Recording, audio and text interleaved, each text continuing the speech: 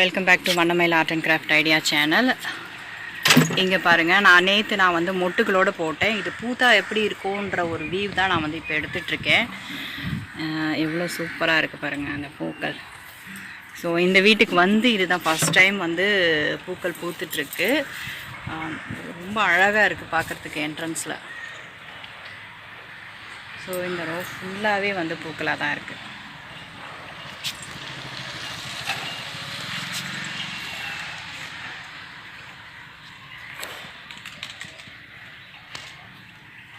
இந்த செடி ஃபுல்லாகவே பூக்களாக தான் இருக்குது.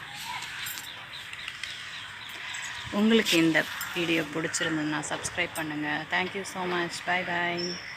ஹாப்பி போகி.